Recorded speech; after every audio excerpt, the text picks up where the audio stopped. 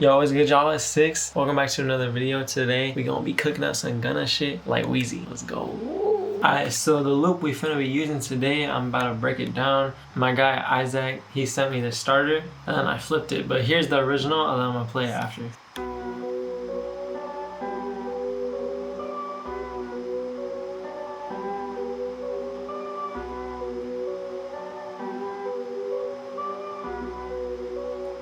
And then this is after.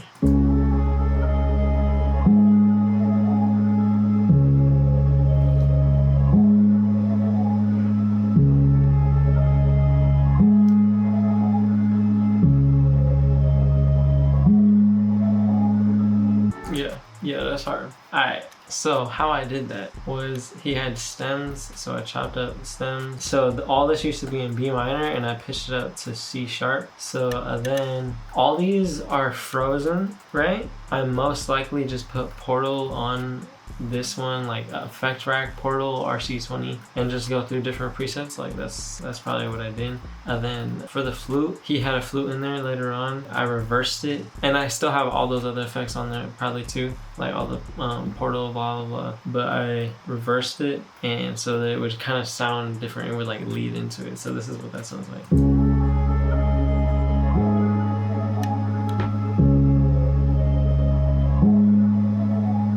And then I added this Moog bass underneath it.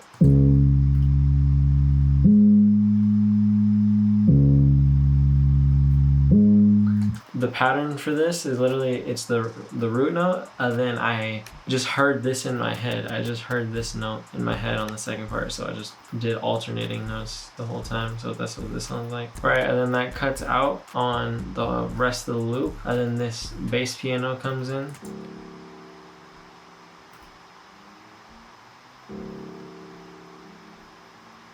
Right, just simple. And then I just alternate, you know, I don't have the pad here, I have the pad here, you know, I just alternate. And look, this is pitched up.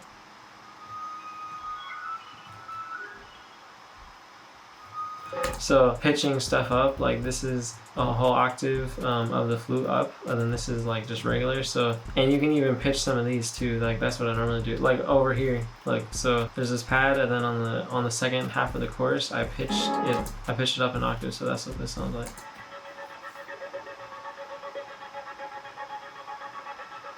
Yeah, it's all about just creating alternation, and the way I do it is the first 8 bars is the intro, and then I do 16 bars hook, 16 bars verse, and I always structure it like that. And then I just stem it out with I go on the separated by 2 bars each, so each stem I just do this. And you always want to make sure in between them all it's separated by the measurement of 2 bars or like 4 bars, whatever, so like that, and so on. You do it all the way. That way people can easily chop up your loop in with the stems if they want to arrange it themselves, you know. Then I put a loop master on it, which I put this on everything. It's Soothe. Basically it's a dynamic resonance like compressor. Basically it takes out the bad frequencies, like the resonating frequencies that are too loud in an instrument, and it just, the painful ones, and it soothes it. Literally the name Soothe. I just put that on my loops so that nothing ever hurts your ears. And yeah, if you want to use those settings, go ahead, pause the video. Then I put a little bit of subtle reverb on it, like hella subtle, and then I blended in, that's parallel, so that's a whole nother channel, and then I blend in this channel with the original, just minus 19 dB on the reverb. And then I stereo image it 13%, and I mess with each loop also. Everything below 150 hertz is mono for the bass. And then for the master, it's just a standard clip. And I'm not even clipping. I just use this to get the volume right. Apparently I am clipping very small percentage. I didn't know that, but hey, sounds good, sounds good. But we finna do the drums right now. So we finna go into FL Studio because I recently started using FL Studio again. I started off on FL, but let's go back to FL right now to do the drums. So I'm gonna just say my process as I'm doing it. So first, I make sure it's not clipping anywhere so that I have plenty of headroom, right? After this 8 bars, I'm gonna cut it because this is gonna be on a separate channel, channel, so it's gonna go to number 2, and then when I go to number 2, I'm gonna put an EQ on it. But if I can find it, where is that shit? Number 2 is gonna have a low cut on it, right? That's for when the drums come in, and then number 1, that's just the regular melodies. You're gonna do a little bit of trim, and this is a little bit of sauce I learned from my boy Aki. So if you just do this trim knob, you know that little bit of noise at the intro, instead of zooming in and cutting it off, literally just do a little bit of trim right here, and it automatically cuts all like audio of noise that is just no noise. It cuts it off. So saves so much time, bro. It's crazy. But yeah, and then I would just put it in stretch mode, and it's in D flat minor, so that's already perfect. I could put it in D minor, but I'm gonna just leave it in C sharp for now. And then now all you're gonna get straight to the drums. You're gonna want to be in a BPM of around 110 to like 120. That's usually like Wheezy beats. It's like slower, but it's hard as fuck. So yeah, just make sure you're around that range, and you want shorter 808s, not like hella long. I mean, you can do long ones if you want, but you'll see. I'm gonna just pick the drums out and you'll see. Literally got the Wheezy clap. Shout out Exclusive. This is literally my go-to kit, the Exclusive multi-kit so far.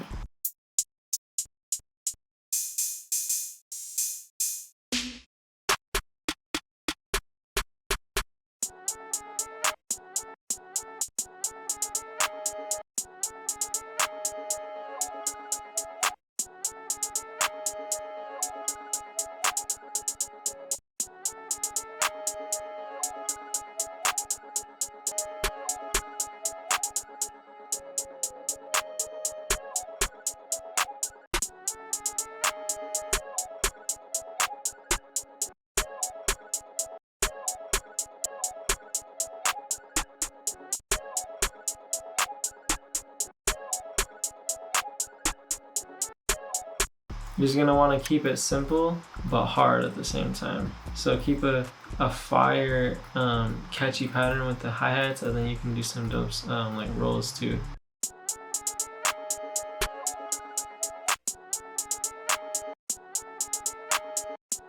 Like do it before and after the hi-hats, like either or.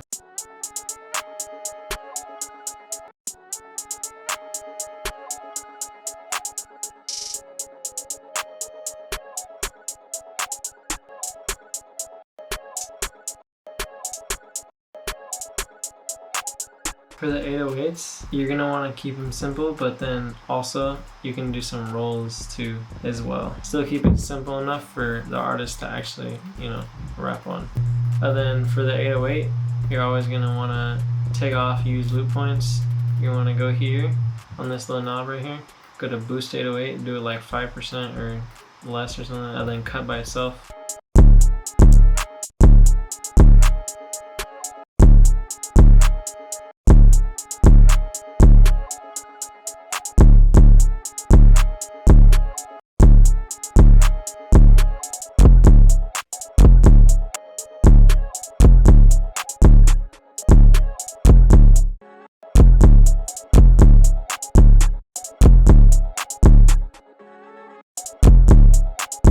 And then for the open hat, sometimes I like to just follow the 808. Sometimes I like to just do it on the 1, every bar on the 1. Sometimes, you know, you just get creative, keep it simple, follow the rhythm though. Don't go against the rhythm. Like, you can create a new cool rhythm, obviously, but like if it doesn't sound in rhythm with all the other drums, it's going against the rhythm, you know. All the drums have to be in one rhythm. You can't have drums going against each other. It all has to be one rhythm. Then once you have the drums all done in this one pattern, what I like to do is I like to turn them all off, and then I go and I level them, and I start with the clap.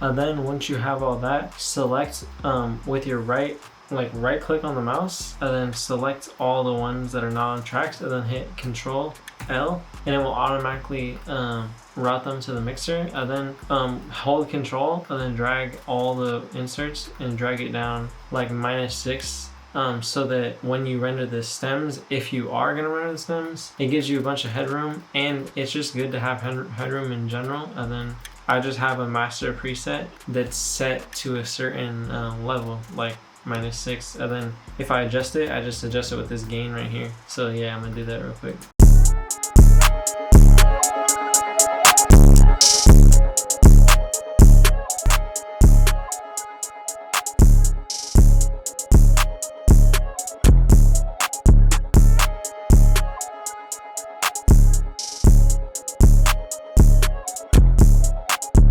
Alright, now all you do, you delete that, go to the pattern, do split by channel, and I like to just order them, so whatever you want, order, and then click the top one, hold shift, click the bottom one, drag them in, and if they are fucked up out of order like this, like not out of order, but they end like all random like that, just literally highlight them all, drag it over it, hold shift on the cut tool, go all the way down, let go, delete all these real quick, and then copy this over, 1, 2, 3. So now you have 4. So now what I do is I create variation with the open hat, so boom, boom, and then take out that, take this out right here, and then add a little drop right there, maybe do something with the snare, so make that unique real quick, because you already know you're gonna do something with that. Delete that tail at the end of the loop, just keep it like that, and then when it transitions back to the chorus, because I'm gonna put the chorus right here, instead of going back to the pre-hook, I'm just gonna go straight to the chorus, right? But I'm not gonna do it yet because I'm gonna do the snare real quick, but yeah, you'll see. I'm gonna do this. Duplicate it twice and then delete this last verse if you want. You don't have to delete the last verse, you can keep it, but I usually delete it. 6. Then you just add your tag if you have one. Make sure you save it. Then to this, now the second verse. So I like to make each verse different. So the first verse is like this. Now I'm gonna make the second verse different. So maybe I'll have the 808. I won't have the drum, or I won't have the 808 until halfway through, but I'll have the drums closer.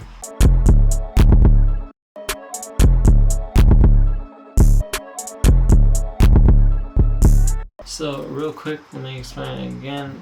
8-bar intro, right? 16-bar chorus, 16-bar verse. Repeat the chorus and verse another time, and then the chorus one more time. So 3 hooks, 2 verses, and it's pretty simple. And you can put the pre-chorus if you want, like that's optional, like it's really up to you. And you can keep that last verse if you want. But yeah, just make sure your 808 patterns and your hi-hat patterns and your clap, just your snare, like bro, everything has to be cohesive. Everything has to be hitting hard. Everything has to be leveled right. Watch the video over and just see me what I'm doing. Watch a bunch of other videos too. You'll just see what I mean by there's a certain bounce that you just have to follow. Once you get in the rhythm, you'll hear patterns in your head differently. That's pretty much it for this beat. I hope this video helped you from the melody, flipping, and to the drums. So yeah, if this video helps you, subscribe with the notification bell on so you don't miss any of the sauce. Let me know what other videos you want me to make, because I'm dropping videos every Wednesday. But yeah, it's been 6. Hope you have a good one. Peace.